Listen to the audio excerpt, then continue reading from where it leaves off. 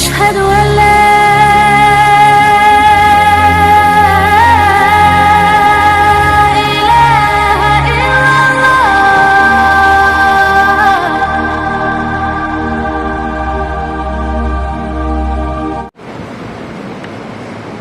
السلام عليكم ورحمة الله وبركاته.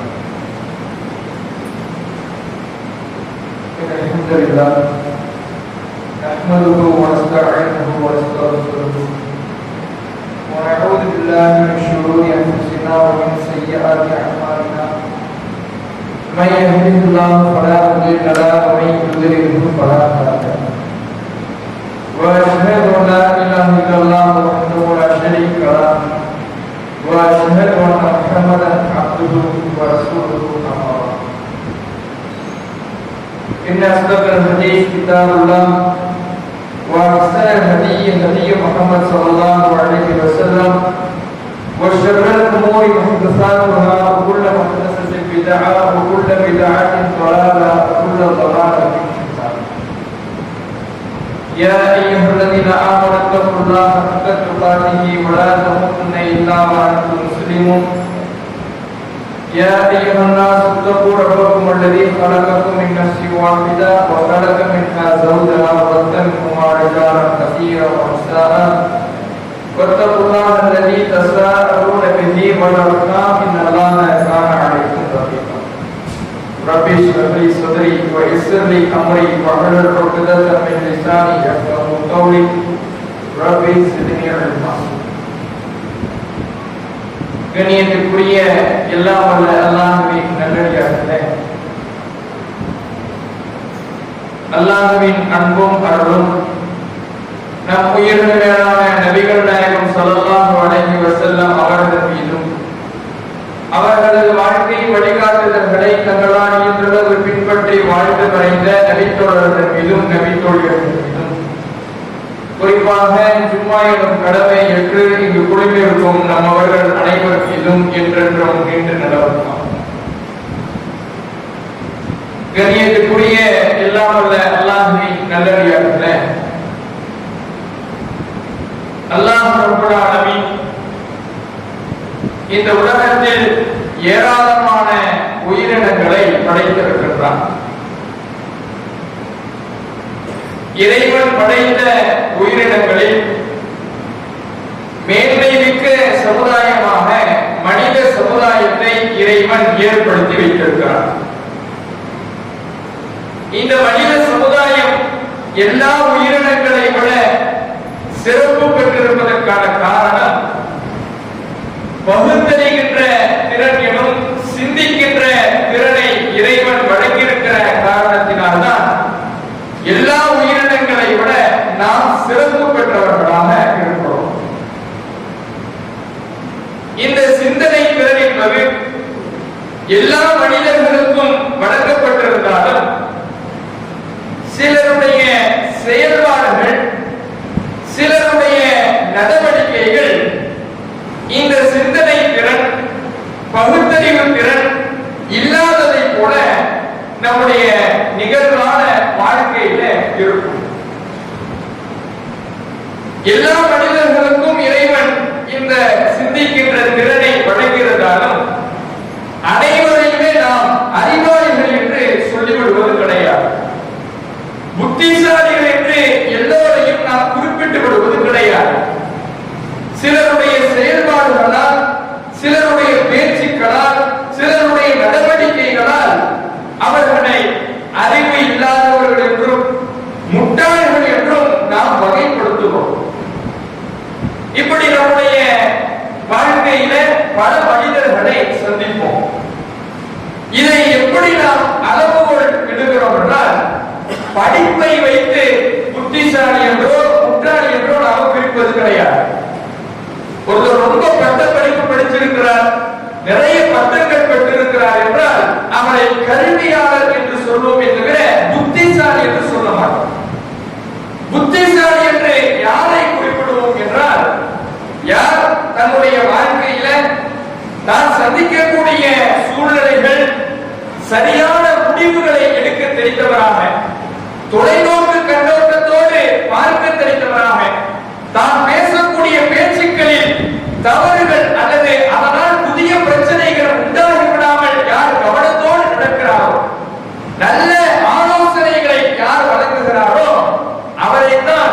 புத்திசாலிகள் என்று நாம் அழைக்கிறோம். இப்படி தெரியாதவர்கள் ஒரு முடிவு எடுத்தால் அந்த முடிவின் மூலமாக 1000 பிரச்சனைகளை உண்டாக்கிவிடக்கூடியவர்கள். ஒரு பேச்சு பேசினால் அதன் பிறகு அந்த பேச்சினால் பல பிரச்சனைகளை உண்டாக்கிவிடக்கூடியவர்கள். தொலைநோக்கு கண்ணோட்டத்தால் தன்னுடைய வாழ்க்கையை அணுக தெரியாதவர்கள், தன்னுடைய வாழ்க்கையில் சந்திக்கின்ற குடும்ப ரீதியான, சமூக ரீதியான, வியாபார ரீதியான, நட்பு ரீதியான எல்லா விஷயங்களிலேயும் சரியான முடிவுகளையோ அல்லது பிறருக்கு ஆலோசனைகளையோ வழங்க தெரியாதவர்களை பார்த்து அவர்களுடைய முடிவுகள் தவறாக இருக்கும் பொழுது அல்லது பல பிரச்சனைகளை அவர்களுக்கும் சமூகத்திற்கும் உண்டாக்கி விடுகிற பொழுது இவர்களுடைய காரியம் முட்டாள்தனமான காரியமாக இருக்கிறது என்று நாம் வகைப்படுத்துவோம். இத மார்க்கம் நமக்கு சொல்லுகிறது. மார்க்கம் எப்படி நமக்கு சொல்லுகிறது என்றால், ஒரு முஃமின் என்றால் அவன் புத்திசாலியாக இருக்க வேண்டும். அவன் எடுக்கக்கூடிய முடிவுகளில், அவன் சந்திக்கக்கூடிய பிரச்சனைகளில் விழிப்புணர்வோடு, தொலைநோக்கு கண்ணோட்டத்தோடு நடந்து கொள்ள வேண்டும் என்று மார்க்கம் நமக்கு அதிகம் வலியுறுத்துகிறது.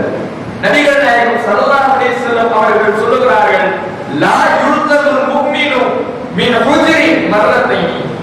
ஒரு முஃமின் ஒரு பொந்திலே 2 முறை கொட்டுப்பட மாட்டான். ஒரு இறை நம்பிக்கையாளர் ஒரு பொந்திலே 2 முறை கொட்டுப்பட மாட்டான் என்று நபிகள் நாயகம் ஸல்லல்லாஹு அலைஹி வஸல்லம் அவர்கள் இலக்கியமாக நமக்கு ஒரு அற்புதமான கருத்தை சொல்கிறார்கள். ஒரு பொந்து இருக்கிறது, அந்த பொந்திலே கையை நுழைத்து விட்டோம், பாம்பு கொட்டி விடுகிறது. கொட்டி விடுகிறது என்று தெரிந்த பிறகும் ஒரு பொந்திலே கையை விட்டால் இது கொட்டி விடும் என்று தெரிந்த பிறகு, நெருப்பிலே கையை நுழைத்தால் சுடும் என்று தெரிந்த பிறகு மீண்டும் மீண்டும் சுடுபட்டுக் கொண்டு மீண்டும் மீண்டும் கொட்டுப்பட்டுக் கொண்டிருக்கிறோம் என்றால், நம்முடைய வாழ்க்கையில் நாம் சந்தித்த பாதிப்பின் மூலமாக, நாம் பட்ட கஷ்டத்தின் மூலமாக நாம் விழிப்புணர்வு பெறவில்லை அல்லது இந்த பிரச்சனைகளிலிருந்து நாம் விடிவை நோக்கி செல்லவில்லை என்றார்கள். அப்போ ஒரு மூமின் இறை நம்பிக்கையாளர் எப்படி இருக்க வேண்டும் என்றால், ஒரு விஷயத்திலே பட்டுவிட்டால், ஒரு விஷயத்திலே பாதிப்பை அடைந்து விட்டால், ஒரு சூழ்நிலை நமக்கு மிகப்பெரிய தவறை, மிகப்பெரிய பிரச்சனைகளை உண்டாக்கிவிட்டால் அதன் மூலம் விழிப்புணர்வு அடைந்து விட வேண்டும். மீண்டும் மீண்டும் பட்டு குனிந்து கொண்டே இருக்கக்கூடாது. ஒரு முறை பட்டுவிட்டால் அதிலிருந்து எப்படி மீள வேண்டும் என்கின்ற வழியை தேடுபவர்களாக மூமின்கள் இருக்க வேண்டும் என்று நபிகள் நாயகம் ஸல்லல்லாஹு அலைஹி வஸல்லம் அவர்கள் சொல்கிறார்கள். இந்த பண்பை தான் நாம புத்திசாலிகள் என்று அழைக்கிறோம். ஒரே ஒரு பிரச்சனையில, ஒரு வியாபாரத்திலேயோ அல்லது குடும்ப ரீதியான விஷயங்களிலேயோ ஒரு பிரச்சனையை பார்த்துவிட்ட பிறகு அந்த பிரச்சனைகளிலே மீண்டும் மீண்டும் விழுந்து கொண்டிருந்தால், மீண்டும் மீண்டும் சிக்கிக் கொண்டிருந்தால், எத்தனை முறை தீர்வுகள் எட்டப்பட்டாலும் அல்லது பல மனிதர்களால் ஆலோசனை வழங்கப்பட்டாலும் அதிலிருந்து விழிப்புணர்வு அடையாமல் பிரச்சனைகளிலே குட்ட குனிந்து கொண்டே இருந்தால் அவர்களை முட்டாள்கள் என்று சொல்கிறோம். மார்க்கம் அதே போலதான் நம்மை வகைப்படுத்துகிறது. நீங்கள் புத்திசாலிகள் என்றால், இறை நம்பிக்கையாளர்கள் என்றால், ஒரு பாதிப்பு என்று தெரிந்து விட்டவுடன் அந்த பாதிப்பிலிருந்து விழிப்புணர்வு பெற்றுக் கொள்ளுங்கள் என்று நமக்கு அறிவுறுத்துகிறது. சரி, எப்படி விழிப்புணர்வோடு இருப்பது?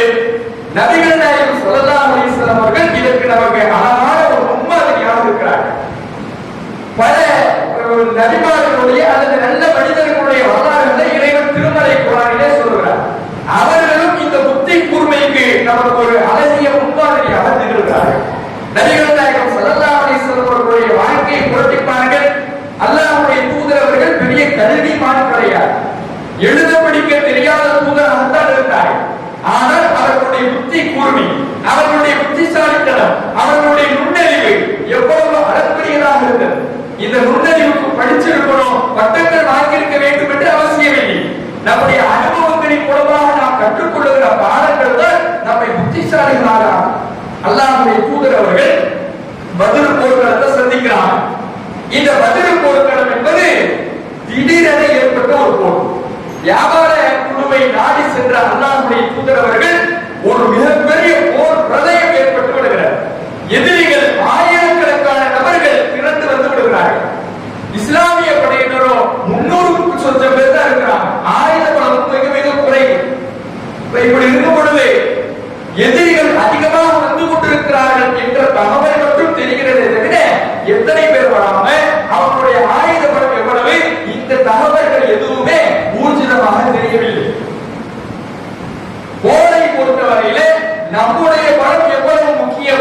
அதை விட எதிரிகளுடைய பலத்தை தெரிந்து வைத்துக் கொள்வது அதை விட முக்கியம்.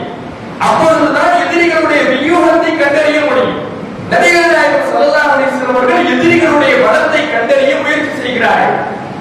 அந்த எதிரி படையிலிருந்து ஒரு 2 பேர் நபித்தோழர்கள் பிடித்து விடுகிறார்கள். பிடிச்சா ஒருத்தர் வந்து எஸ்கேப் ஆயிடுறார், தப்பித்து போய் விடுகிறார். ஒருவர் மட்டும் மாட்டிக் கொள்கிறார். அந்த மாட்டிக் கொண்டவர்களிடம் நபித்தோழர்கள் விசாரிக்கிறார்கள். இந்த கூட்டத்தினர், எதிரி கூட்டத்தினர் எவ்வளவு பேர் இருக்கிறார்கள் என்று விசாரிக்கிறார்கள். அப்படி விசாரிக்கும் பொழுது அந்த மனிதர்களிடமிருந்து என்ன பதில் வருதுன்னா, அததும் கசீர், அவங்க அதிகமான பேர் இருக்கிறாங்க. அதிகமான பேர் இருக்கிறாங்கிறது ரசூலுல்லாஹ்வுக்கு தெரியும், இஸ்லாமிய படைக்கும் தெரியும். ஆனால் எவ்வளவு பேர் இருக்கிறார்கள், எத்தனை பேர் இருக்கிறார்கள் என்பதுதான் தெரியவில்லை. அப்ப அதனால்தான் அவரை பிடித்து கேட்கிறார்கள், எத்தனை பேர் இருக்கிறார்கள், எதிரி கூட்டத்தினர் எவ்வளவு பேர் இருக்கிறார்கள் என்று திரும்ப திரும்ப திரும்ப கேட்டுக்கொண்டே இருக்கிறார்கள். அந்த பிடிப்பட்டவர் ஒரே பதில் தான் சொல்றார், அவங்க அதிகமான பேர் இருக்கிறாங்க, அவங்க அதிகமான பேர் இருக்கிறாங்க என்று திரும்ப திரும்ப சொல்லுகிறார். நபித்தோழர்களும் அதே கேள்வியை கேட்டுக்கிட்டு இருக்கிறாங்க. ரசூலுல்லாஹ் பார்க்கிறாங்க, இப்படி கேட்டா அவருக்கு பதில பெற முடியாது, இந்த அடுத்து பதில வாங்கவே முடியாது. எதிரிகளுடைய கூட்டம் எவ்வளவு இருக்கிறாங்கன்னு நமக்கு தெரியாமே போயிடும். ரசூலுல்லாஹ் என்ன பண்றாங்கன்னா, சமயோசித்தத்தோடு அந்த மனிதரை அணுகுகிறாங்க. எப்படி கேட்கிறாங்க ரசூலுல்லாஹ், எத்தனை பேர் இருக்கிறாங்க கேட்கிறாங்க. அந்த பழைய கேள்வியை ரசூலுல்லாஹ் கேட்கிறாங்க. கேட்டா அந்த மனிதர் அதே பழைய பதிலே சொல்லுகிறார், அவங்க அதிகமா இருக்கிறாங்க. உடனே அல்லாஹ்வுடைய தூதர் அவர்கள் சமயோசிதமாக அந்த இடத்தில் என்ன கேள்வி கேட்டால் பதிலை பெற முடியும் என்று சிந்தித்து உடனே புத்தி கூர்மையோடு நுண்ணறிவோடு கேள்வியை மாற்றி கேட்கிறார்கள். என்ன கேள்வி கேட்கிறாங்க? சரி, அதை விடுங்க, அவங்க எத்தனை பேர் இருக்கிறாங்கிறத விடுங்க, விட்டுட்டு அவங்க ஒவ்வொரு நாளைக்கு என்ன சாப்பிடுறாங்க அப்படின்னு கேட்கிறாங்க. சாப்பாட்டுக்கு அவங்க எத்தனை பேர் இருக்கிறாங்கிறதுக்கு என்ன சம்பந்தம், அவங்க என்ன சாப்பிடுறாங்கன்னு கேட்ட உடனே அந்த பிடிப்பட்டவர் சொல்றாரு, ஒரு நாளைக்கு 10 ஒட்டகங்கள் அறுக்கப்படுகிறது அப்படின்னு பதில் சொல்றார். ஒரு நாளைக்கு 10 ஒட்டகங்கள் அறுக்கப்படுது. சரி, பதில் கிடைச்சிருச்சு, போயிட்டுமான்னு அனுப்பிட்டாங்க. எப்படி பதில் ரசூலுல்லாஹ் எடுக்கிறாங்க? ஒரு நாளைக்கு 10 ஒட்டகம் அறுக்கப்படுகிறது என்றால் ஒரு ஒட்டகத்தை அன்றைக்கு 100 பேர் சேர்ந்து சாப்பிடக்கூடியவர்களாக இருந்தார்கள். அப்ப 100 பேருக்கு ஒரு ஒட்டகம் என்கின்ற விதத்திலே 10 ஒட்டகம் ஒவ்வொரு நாளும் அறுக்கப்படுகிறது என்றால் ஆயிரக்கணக்கான பேர் அந்த எதிரி படையிலே இருக்கிறார்கள் என்கின்ற பதிலை, தனக்கு தேவையான யுக்தியை அல்லாஹ்வுடைய தூதர் அவர்கள் தெரிந்து கொள்கிறார்கள். எவ்வளவு பெரிய சமயோசிதம்னு பாருங்க. ஒரு கேள்வியை கேட்கிறார்கள், கேள்விக்கு பதில் கிடைக்கவில்லை, ஆனால் எனக்கு பதில் வேண்டும். கேட்ட கேள்வியை திரும்ப திரும்ப திரும்ப கேட்டுக் கொண்டிருந்தால் பதில் கிடைக்கப் போவதே இல்லை என்று தெரிந்த பிறகும் மீண்டும் மீண்டும் அதே கேள்வியை நின்று விடாமல், எப்படி கேட்டால் எனக்கான பதில் கிடைக்கும், எப்படி நான் அணுகினால் எனக்கான பயன் கிடைக்கும் என்று அல்லாஹ்வுடைய தூதர் அவர்கள் சமயோசிதமாக சிந்தித்து உணவை பற்றி கேள்வி கேட்கிறார்கள். அங்க இருக்கிறவங்களுக்கு ஏன் ரசூலுல்லாஹ் சம்பந்தமே இல்லாத கேள்வி கேட்கிறாங்க அப்படின்னு தான் தோணி இருக்கும். ஆனா ரசூலுல்லாஹ் எப்படி அந்த எண்ணிக்கையை கரெக்டாக கணிக்கிறார் சிந்தித்து பாருங்கள். இது மாதிரி நாம பள்ளிக்கூடங்கள்ல பார்க்கிறோம். பள்ளிக்கூடங்கள்ல மாணவர்கள் லேட்டா வருவாங்க, வகுப்புக்கு கிளாஸுக்கு லேட்டா வருவாங்க. வாத்தியார் சார் கேட்பார், ஏப்பா லேட் ஆயிடுச்சு அப்படின்னு கேட்டா அவன் ஒரு பதில சொல்லுவான். என்ன பதில் சொல்லுவான்? லேட் ஆயிடுச்சு சார். கேள்வி அதான், கேள்வியே என்ன கேள்வினா ஏப்பா லேட் ஆயிடுச்சு, அதான் கேள்வியே. ஆனா அதே பதிலா சொல்லுவான், லேட் ஆயிடுச்சு சார் அப்படிமா. காரணம் இது வந்துருச்சா, அவன் கேட்ட கேள்விக்கான பதில் வந்துச்சா? பதில் வரா. அவன் இதையே பதிலாக பெற்றுக்கொண்டு அவனை உள்ள அனுமதிச்சுட்டாருன்னா வாத்தியாருக்கு விவரம் பத்தல அப்படின்னு அர்த்தம். அவன் விவரமா இருக்கலாம், மாணவர் விவரமா இருக்கலாம், வாத்தியாருக்கு விவரம் பத்தலன்னு அர்த்தம். அவன் சொல்லக்கூடியதை சுதாரித்து என்ன பதில் வேண்டுமோ அதை பெறுவதற்கான முயற்சியை செய்வார் என்று அப்போதுதான் ஆசிரியர் விவரமா இருக்கிறார் அர்த்தம். அவன் இந்த மாதிரி பள்ளிக்கூடங்களிலேயே நாம பார்க்கலாம். இது போன்று ஒவ்வொரு நாம் வாழ்க்கையை சிந்திக்கக்கூடிய ஒவ்வொரு கட்டத்திலையும் புத்தி கூர்மையோடு நமக்கு எது வேண்டுமோ அதை எப்படி கேட்டால் அல்லது எப்படி தேடினால் கிடைக்குமோ அதற்கான சரியான வழியை கண்டறிய வேண்டுமே தவிர எந்த கேள்வியிலே அல்லது எந்த அனுபவத்திலே பாதிப்பை பெற்றோமோ அல்லது நமக்கு தேவையானதை பெறாமல் குட்ட குட்ட குனிந்து கொண்டிருந்தோமோ அப்படியே இருந்து விடாமல் விழிப்புணர்வு பெற்று சமயோஜிதமாக சிந்திக்கக்கூடியவர்களாக நம்முடைய வாழ்க்கையை நாம் அமைத்துக் கொள்ள வேண்டும். இன்னும் வரலாறை புரட்டி பாருங்கள். நபிகள் நாயகம் ஸல்லல்லாஹு அலைஹி வஸல்லம் அவர்களுடைய வரலாறு நடுக இது போன்ற புத்தி கூர்மையான காரியங்களும் அவர்களுடைய சொற்களும் நிரம்பி வழிவதை பார்க்கலாம். நபிகள் நாயகம் ஸல்லல்லாஹு அலைஹி வஸல்லம் அவர்கள் ஒரு அரசியல் தலைவராகவும் ஒரு மிகப்பெரிய ஒரு சக்கரவர்த்தியாகவும் மன்னராகவும் இருக்கிறார்கள்.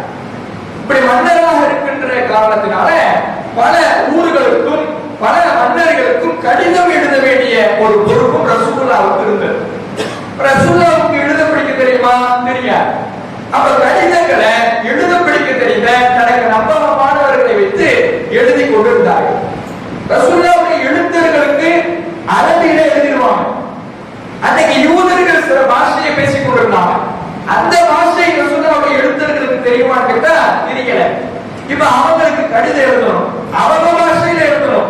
அரபியில எழுதுறத ரசூலுல்லாஹ்வுடைய நபித்தோழர்கள் நம்பகமான எழுத்தாளர்கள் எழுதி விடுவார்கள். ரசூலுல்லாஹ் சொல்ல எழுதி விடுவார்கள். ஆனா யூதர்களுக்கு கடிதம் எழுதணும். இப்ப என்ன செய்யறது? அவங்களுடைய பாஷையில எழுதவே இப்ப என்ன செய்யறது? அந்த பாஷை தெரிந்த, எழுத தெரிந்த, பேச தெரிந்த ஒருவர் நம்மிடத்துல இல்லையே. ரசூலுல்லாஹ் பார்க்கிறார். இப்போ யூதர்களிடத்துல அந்த காரியத்தை சில யூதர்கள் நட்புறவோடு இருக்கிறாங்க. அந்த யூதர்களை அழைத்து நாம கடிதம் எழுத சொன்னா அவன் என்ன எழுதுறான்? நாம சொல்றதான் எழுதுறானா அல்லது நம்ம சிக்க வைக்கிறதுக்காக வேணும்னே மாற்றி எழுதுறானா? ஏதாவது தெரியுமா? ஒண்ணுமே தெரியாது. ஏன் சொல்லக்கூடிய நபிகள் நாயகம் ஸல்லல்லாஹு அலைஹி வஸல்லம் அவர்களுக்கும் அந்த யூதர்களுடைய பாஷை தெரியாது.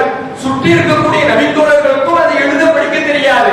அப்படி எழுத படிக்க தெரியாத பொழுது அவன் என்ன எழுதுறானா ரசூலுல்லாஹ் சொன்னதையும் எழுதுவான், ரசூலுல்லாஹ் சொல்லாததையும் சேர்த்து எழுதுவான். வேண்டுமென்றே பிரச்சனைகளை அதிகப்படுத்துவதற்காக அவர்களுடைய சூழ்ச்சியை, அவர்களுடைய ஏமாற்று குணத்தை இதிலே காண்பித்து விடுவார்கள். ரசூலுல்லாஹ் ரொம்ப எச்சரிக்கையா இருக்கிறார். என்ன பண்றாங்கன்னா ரசூலுல்லாஹ் இது மாதிரி திரும்ப திரும்ப பாதிப்படுத்திக்கிட்டு இருக்க முடியாது. ஒன்னு சொன்னா இன்னொன்னு மாத்தி எழுதிடுவான். அதனால ஸைத் பின் சாபித் ரலியல்லாஹு அன்ஹு அவர்களை ரசூலுல்லாஹ் கூப்பிடுறாங்க. இவர் யார்? இவர்தான் குர்ஆனை தொகுத்த இளைஞர். அந்த ஸைத் பின் சாபித் ரலியல்லாஹு அன்ஹு அவர்கள் ரசூலுல்லாஹ்வுக்கு எழுத்தராகவும் இருந்தார்கள். அவரை கூப்பிடுறாங்க. கூப்பிட்டு சொல்றாங்க, நீ யூதர்களுடைய அந்த மொழியை கற்றுக்கொள். ஏன்னா அவன் வந்து நம்மளை ஏமாற்றாம இருக்கு, அவர்களுடைய சூழ்ச்சியில சிக்காம இருக்கு. நம்மள ஒரு ஆளு அந்த பாஷையை கற்றுக்கொள்ள வேண்டும் என்று நபிகள் நாயகம் ஸல்லல்லாஹு அலைஹி வஸல்லம் அவர்கள் கட்டளை போடுவாங்க. ஒரு அரை மாதத்துல வெறும் 15 நாள்ல அந்த மொழியை எழுத படிக்க கற்றுக்கொள்ள வரார். சிந்தித்து பாருங்க, எவ்வளவு பெரிய சமயோஜனம், எவ்வளவு பெரிய விழிப்புணர்வு. ஒரு முறை பட்டுவிட்டால் இவனை நம்பி ஒரு காரியத்தை ஒப்படைத்தால் இவன் ஏமாற்றுவான் என்று தெரிகிறது. நம்முடைய முதுகில் குத்துவான் என்று தெரிகிறது. குத்திய பிறகு குத்துப்பட்டு கொண்டே இல்லாமல் எப்படி நாம் விழிப்புணர்வோடு நடக்க வேண்டும், தொலைநோக்கு பார்வையோடு எப்படி அணுக வேண்டும் என்று நபிகள் நாயகம் ஸல்லல்லாஹு அலைஹி வஸல்லம் அவர்கள் அதற்கான ஒரு தீர்வை எடுத்துக்கிறார்கள். அந்த பாஷையை நாம் கற்றுக்கொண்டால்தான் இந்த உலகத்திலே நாம் ஏமாற்றப்படாமல், துரோகம் இழைக்கப்படாமல் இருக்கலாம் என்ற ஒரு முடிவை ரசூலுல்லாஹ் எடுக்கிறார். இந்த விழிப்புணர்வு இன்னைக்கு நம்முடைய சமுதாயத்தில் இருக்கா? நம்முடைய சமுதாயத்தில் இந்த விழிப்புணர்வு, இந்த தொலைநோக்கு கண்ணோட்டம் இருக்கிறதா என்றால் இதுல ஜீரோவாக இருந்து கொண்டிருக்கும். சுதந்திரத்திற்கு முன்னால் இந்த இந்திய நாட்டிலே, சுதந்திர இந்தியாவிற்கு முன்னால் கல்வியிலே ஏற்றை பெற்ற சமூகமாக, முதல் இடத்தில் இருந்த சமூகமாக இந்த இஸ்லாமிய சமூகம் இருந்தது. சுதந்திரத்திற்கு அந்த கல்வியை இழந்தது. ஆங்கிலத்தில் இருக்கக்கூடிய கல்வி எங்களுக்கு வேண்டாம் என்று அதை சுதந்திர போராட்டத்திற்காக அந்த சுதந்திர குலத்தால் தியாகம் செய்தார்கள். தியாகம் செஞ்சாச்சு. தியாகம் செஞ்ச அப்ப தியாகம் செஞ்சதுனால இன்னைக்கு என்ன விளைவுகள், என்ன எப்படிப்பட்ட ஒரு நிலையில நாம வாழ்ந்து வரோம். இந்த இந்திய நாடு ஜனநாயக நாடு என்று பெயருக்கு இருக்கிறது. ஆனால் எல்லா விஷயங்களிலேயுமே முஸ்லிம்கள் புறக்கணிக்கப்பட்டுக் கொண்டிருக்கிறோம். எல்லா துறைகளிலேயும் முஸ்லிம்கள் புறக்கணிக்கப்பட்டுக் கொண்டிருக்கிறோம். இந்த இந்தியாவில் இருக்கக்கூடிய அரசியல்வாதிகளாலும் அதிகாரிகளாலும் முதுகில் குத்தப்பட்டுக் கொண்டிருக்கிறோம். ஒரு அதிகார வட்டத்தில் இருக்கக்கூடியவர்களால் தொடர்ந்து நசுக்கப்பட்டுக் கொண்டிருக்கக்கூடிய ஒரு நிலையில நாம் இருக்கிறோமா இல்லையா? சிந்தித்து பாருங்கள். அன்னைக்கு கல்வியை விட்டதனுடைய விளைவு இன்னைக்கு அப்படி இருக்கிறோம். சரி, இருக்கிறோம்ல, அதற்கான விழிப்புணர்வு அடைந்து ஒரு தடவை பட்டுவிட்டோம். மீண்டும் மீண்டும் கல்வியை விட்டுவிட்டே நாம் இருந்து கொண்டிருந்தாமல் கல்வியிலே நாம் மேம்பட, நம்முடைய சமுதாயம் மேம்பட, நாம் அதிக கல்வியில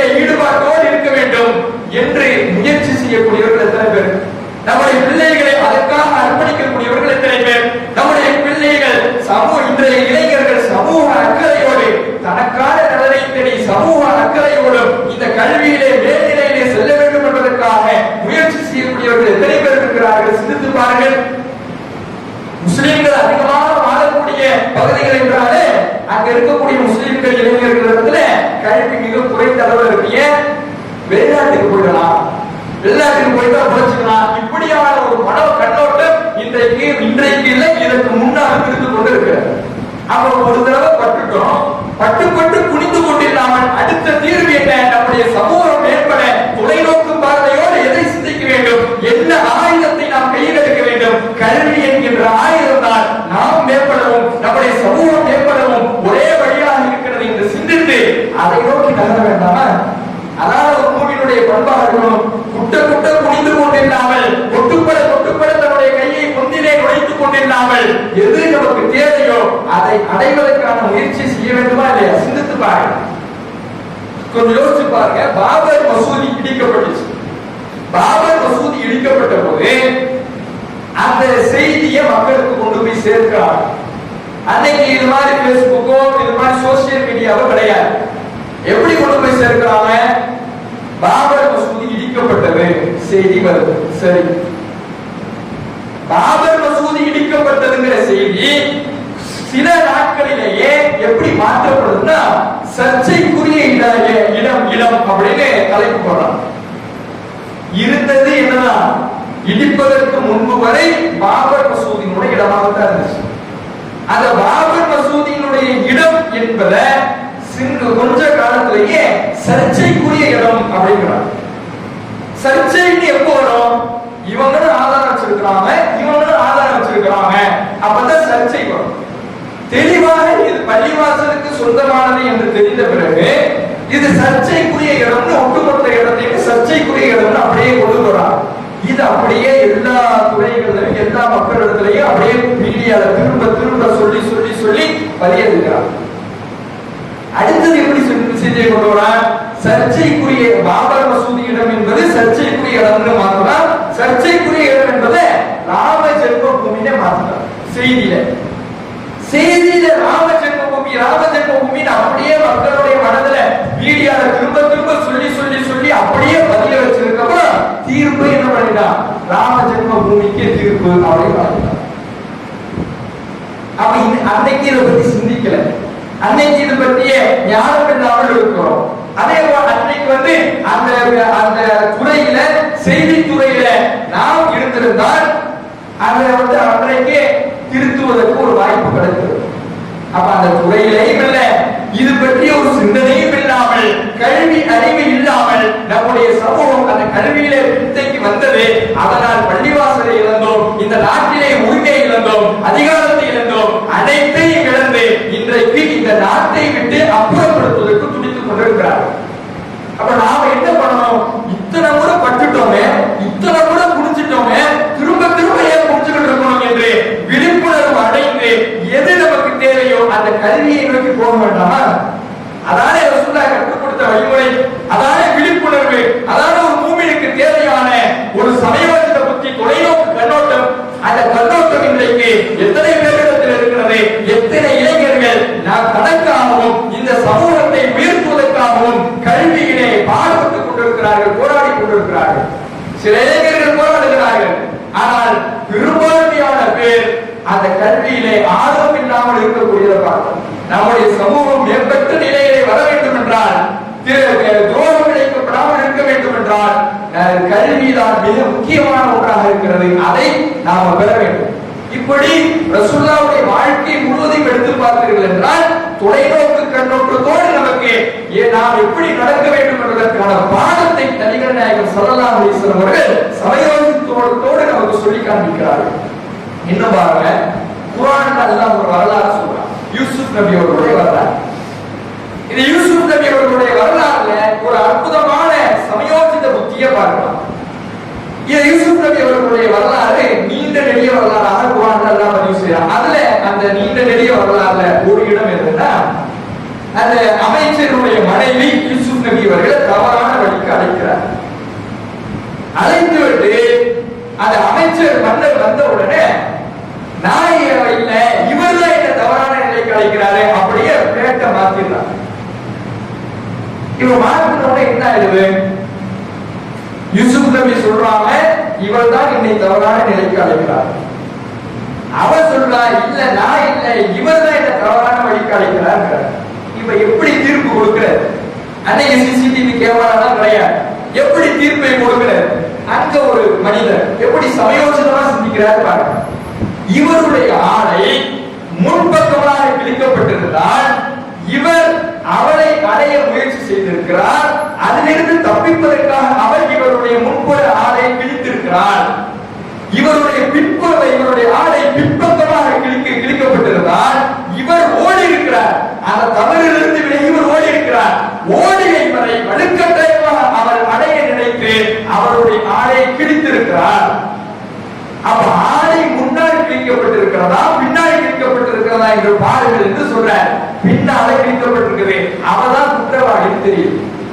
எப்படியான சமயோசித புத்தி பாருங்க. எதுவுமே இல்லை, அன்னைக்கு சிசிடிவி கிடையாது.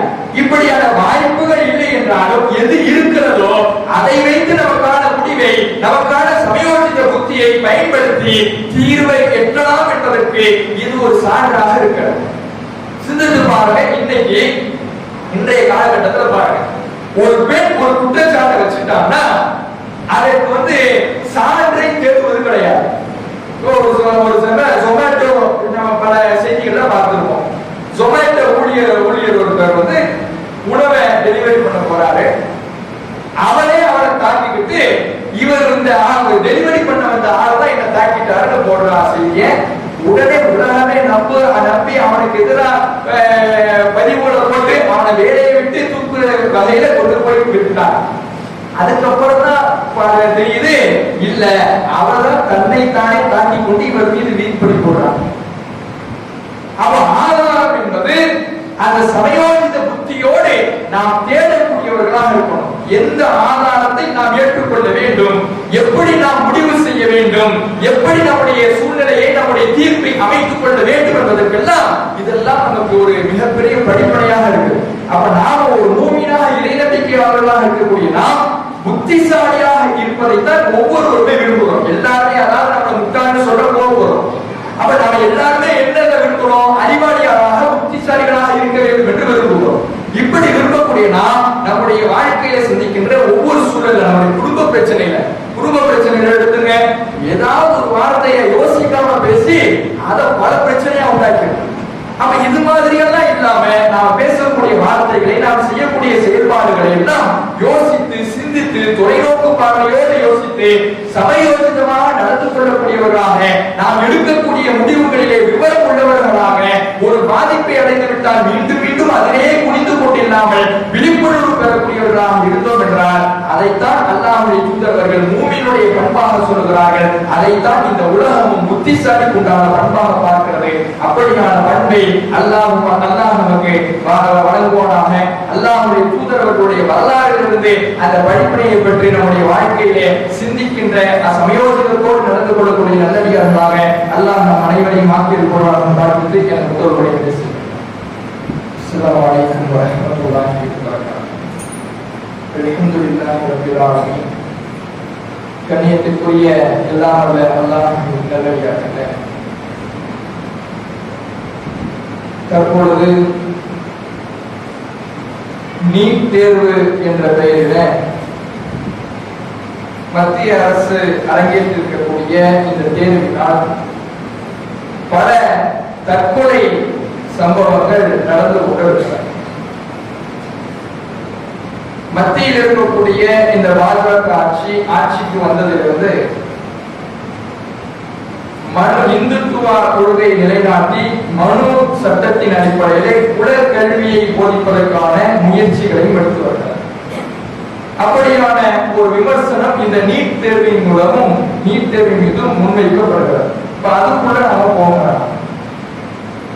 இப்ப இந்த தேர்வு அறிமுகப்படுத்தியதிலிருந்து இதற்கு முன்பும் சரி தற்பொழுதும் சரி அதிகமான தற்கொலைகள் நிகழ்ந்து கொண்டிருக்கக்கூடியத பார்க்கிறோம். ஏன் இது மாதிரியான தற்கொலைகள் தற்கொலை என்ற தீர்வை நோக்கி நகர்கிறார்கள் என்றால் அவர்களுக்கு அவர்களுடைய உள்ளத்துல அதை தாங்கிக் கொள்வதற்கான சக்தியோ அல்லது மன தைரியத்தை பெற்றவர்களாகவோ அவர்கள் இல்லாமல் தற்கொலைதான் தீர்வு என்பதை நோக்கி நகர்ந்து கொள்கிறார்கள். இதற்கு இஸ்லாம் தான் அழகான ஒரு தீர்வை சொல்லுகிறது. தன்னம்பிக்கையை போதிக்கக்கூடிய மார்க்கமாக இருக்கிறது. இஸ்லாத்தில் எடுத்து பாருங்க, தற்கொலையினுடைய விகிதம் மிக மிக குறைவு. அந்த தற்கொலை பண்ணினவங்களும் யாரா இருப்பாங்க பாத்தீங்கன்னா, இஸ்லாத்துக்கும் அவர்களுக்கும் சம்பந்தம் இல்லாதவர்களாக இருப்பாங்க. ஏன் இந்த விகிதாச்சார குறைவு இருக்குதுன்னா, இஸ்லாம் அப்படி நம்முடைய உள்ளத்தை பக்குவப்படுத்தி இருக்கிறது. இந்த உலகத்துல உனக்கு என்ன லாப நஷ்டம் நடந்தாலும் அது விதியின்படிதான் நடக்கிறது, இறைவனுடைய நாட்டத்தின்படிதான் நடக்கிறது.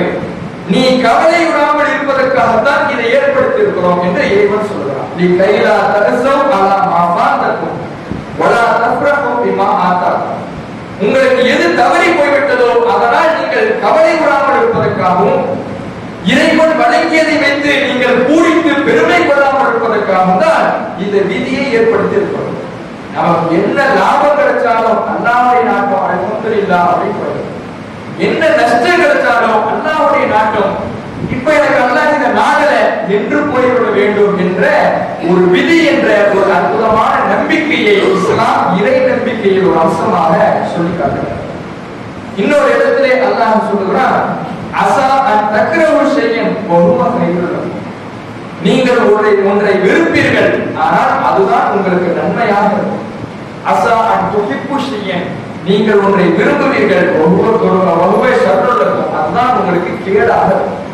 நமக்கு எது நன்மை எது தீமை என்பதை நம்மை படைத்த அல்லாஹ் தான் நன்கு அறிவான். நமக்கு நம்முடைய கண்ணோட்டத்திலே ஒன்று தீமையாக தெரியும், ஆனா அதிலே மிகப்பெரிய நன்மையை அல்லாஹ் வைத்திருப்பான். சில பேருக்கு பார்க்கலாம், நிறைய சோதனைகள் வரும், நிறைய கஷ்டங்கள், நிறைய இழப்புகளை பார்ப்பாங்க. குழந்தை அல்லது தன்னுடைய பிள்ளையை இழந்திருப்பாங்க. தன்னுடைய பிள்ளையை இழக்கக்கூடியவர்கள் மிகப்பெரிய ஒரு மன அழுத்தத்துக்கும் மிகப்பெரிய ஒரு கவலைக்கும் போவாங்க. ஏன்னா 10 மாசம் சுமந்து பெற்றிருக்கிறோம், இப்படி பிள்ளையை பறி கொடுத்துட்டோமே அப்படின்னு போவாங்க. ஆனா இது கேடாக, ஒரு தீமையாக, ஒரு வெறுப்பிற்குரிய விஷயமாக தெரிந்தாலும் இதிலேயும் அல்லாஹ் எனக்கான ஒரு நன்மையை வைத்திருப்பான் என்ற ஒரு மிகப்பெரிய ஒரு நம்பிக்கையை இஸ்லாம் கொடுத்து, அது எப்படின்னா நம்ம உள்ள வளர்ந்து நம்மளுக்கு மிகப்பெரிய ஒரு கவலை அளிக்கக்கூடிய நிலையான குழந்தையினுடைய நிலை மாறி இருக்கலாம், என்ன வேண்டாலும். அப்ப அதனால அதில் இருக்கக்கூடிய நன்மையை நம்மளால தெரிஞ்சிக்க முடியாது. அல்லாஹ் அதுல ஒரு நன்மை வச்சிருக்கிறான் என்று நாம நம்புறோம்னா அதுவே நம்முடைய மனதை பலப்படுத்தக்கூடியதாக, உறுதிப்படுத்தக்கூடியதாக இருக்கிறது. அங்கேதான் நிம்மதியும் இருக்கிறது. எல்லாவற்றையும் அல்லாஹ்வின் மீது நாம பாரம் போட்டு விட்டோம் என்றால், இறைவன் நாடியது எனக்கு நடந்திருக்குது, இறை நான் முயற்சி செஞ்சேன், அல்லாஹ் முயற்சி செய்ய சொன்னா செஞ்சேன், அல்லாஹ் நாடகன்ற போது அது எனக்கு ஏதோ நன்மை இல்லை, அல்லாஹ் நாடாதது எனக்கு நன்மை இல்லை, அல்லாஹ் நாடினா அது நன்மை இருந்திருக்கும், அல்லாஹ் நாடல அது ஏதோ ஒரு கேடு இருந்திருக்கும் போல என்று நம்முடைய மனதை நாம் பக்குவப்படுத்திக் கொள்ள வேண்டும் என்பதை இஸ்லாம் ஒரு நம்பிக்கையாக, விதி என்று நமக்கு சொல்லிக் கொடுக்கிறது. இந்த விதி நம்பிக்கை தான் இஸ்லாமிய சமூகத்தை இந்த தற்கொலையிலிருந்து தடுத்துக் கொண்டிருக்கிறது. அப்படியான அந்த விதி நம்பிக்கை, அப்படியான இறைவனின் மீது பொறுப்பு சாட்டுகிற தன்மை எல்லா மக்களிடத்திலும் இருக்கும் என்றால் அந்த தற்கொலைகள் இன்றைக்கு குறையும். இந்த தற்கொலை என்பது ஒரு தீர்வு கிடையாது. ஒவ்வொரு நஷ்டத்துக்கும் தற்கொலை செய்ய வேண்டும் என்றால் இந்த உலகத்தில் யாருமே மிஞ்சிருக்க முடியாது. எல்லா மனிதர்களுக்கும் கஷ்டங்களும் நஷ்டங்களும் இருக்கத்தான் செய்கிறது. அந்த தற்கொலையை தீர்வு என்று நினைக்கும் என்றால் உலகத்தில் யாருமே மிஞ்சிருக்க முடியாது. கஷ்டம் இல்லாத மனிதரே கிடையாது. அப்ப இப்படி ஒரு முட்டாள்தனமான ஒரு காரியத்தை, தீர்வை நோக்கி சில மாணவர்கள் சென்று கொண்டிருக்கிறார்கள். இது மிக மோசமான ஒரு முடிவு என்பதையும், இதற்கு தீர்வு இஸ்லாத்தில் தான் அதற்கான மன அமைதியை தரக்கூடிய தீர்வு இருக்கிறது என்று சொல்லி என்னுடைய நினைவு செய்கின்றேன். வாக்கு தாவான அஸ்ஸலாமு அலைக்கும்.